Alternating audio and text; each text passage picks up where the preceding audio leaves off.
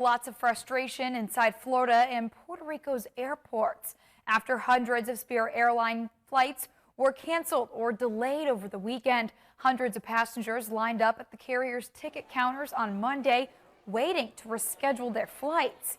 According to liveandletsfly.com, several reports of riots even broke out.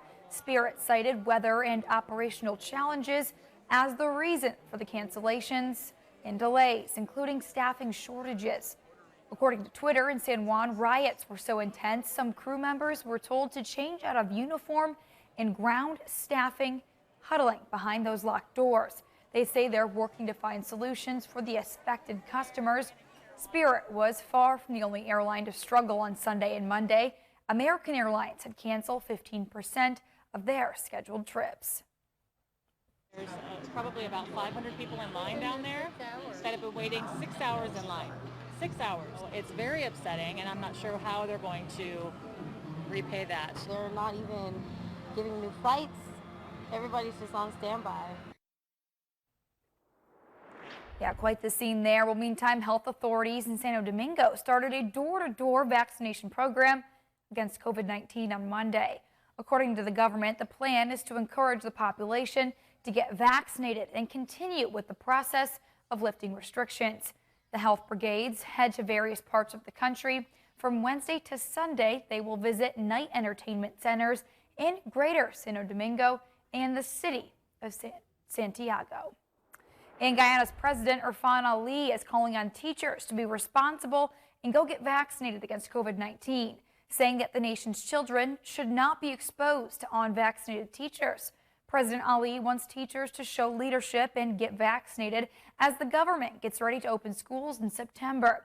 Now, in a nationwide address marking the first anniversary of the ruling People's Progressive Party civic government, Ali said the health of the country falls on the government, adding that he is committed to addressing the situation. He said the administration is currently in the process of getting the Pfizer vaccine for children, and he's also hoping that children will get vaccinated when those vaccines arrive. We surely cannot expose the children to unvaccinated teachers. And I'm sure the teachers are responsible enough to understand this and understand the importance of vaccination. Look at what is happening now in countries that had thought that they are completely ahead of the curve with one variant, Delta. And the longer Delta stays with us, the possibility of new variant emerges, according to the scientists. So this is not an easy battle. And any decision you make in this battle has elements of risk. You just have to measure those elements of risk and make the best possible decision in the holistic interest of the country. And continuing our coverage on the coronavirus front, Tokyo has reported more than 3,700 new COVID cases on Tuesday. That's according to Tokyo Metropolitan Government. At least 299 cases have now been linked to the Olympic Games so far. That's according to organizers. Japan is under a coronavirus state of emergency until the end of August. The restrictions now cover 4 new prefectures, 3 of them surrounding Tokyo. And meantime, Olympic superstar Simone Biles returned to the Olympic competition Tuesday morning, winning bronze on the balance beam in her last chance to win a medal in Tokyo. The 24-year-old was, aside from one minor shaky moment, great, earning a 14.0 score that placed her 3rd behind China. But her decision to withdraw from the Olympic Games at the beginning has shined a pretty big spotlight on athletes and their mental health. Mandy Gaither explains why addressing those problems is so important. My first reaction was like profound sadness. When Simone Biles pulled out of Olympic competition, there were a lot of emotions, even from those watching. And then quickly, I just felt really proud. Certainly celebrate someone's ability to be vulnerable and to really stand up for what's best for them as a human.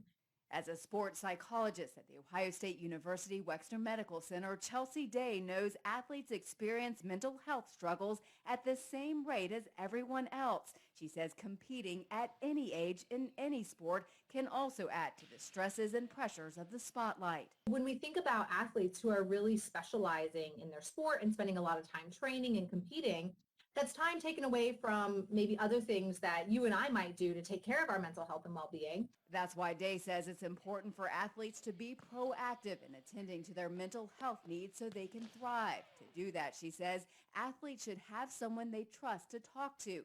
Journaling can also help them reflect and manage feelings, while grounding yourself in a single moment can stop thoughts from going wild.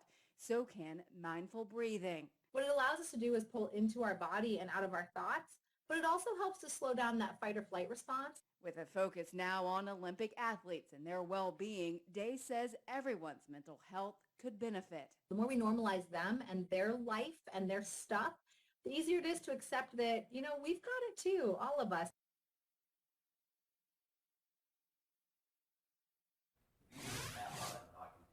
And an orca is swimming free thanks to some good Samaritans in Alaska. They kept the beached animal wet until officials could arrive.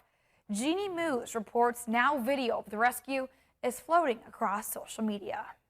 If all it took was inspiration to free a whale. Come on, I believe in you, Willie. You can do it. You can be free. Come on. We'd have a movie. But this is a news story about a 13-year-old killer whale that got stuck on rocks and stranded as the tide went out. It happened on the aptly named Prince of Wales Island in Alaska. A couple of vessels reported the stranding to the Coast Guard, which notified National Oceanic and Atmospheric Administration officials. And some good Samaritans formed a bucket brigade to keep the whale wet. A stranded whale can get attacked by birds or bears. Its own weight, once on land, can be a threat. The animal is on its abdomen, right? And so you're putting pressure on the lungs. The whale kept vocalizing. Oh, okay. As the Good Samaritans set up a seawater pump. We did it. To shower the whale, believed to be a juvenile female. One woman injured her foot while helping. Wildlife officials arrived and took over. After 6 hours or more stuck on land, the tide came in, the whale was refloated. The animal was really vocalizing, and it's how they communicate and maybe calling out to their pod. She meandered around, then headed out to sea. Okay. So there was no Free Willy moment. But she did get showered with tender loving care. Jeannie Moose, CNN, New York.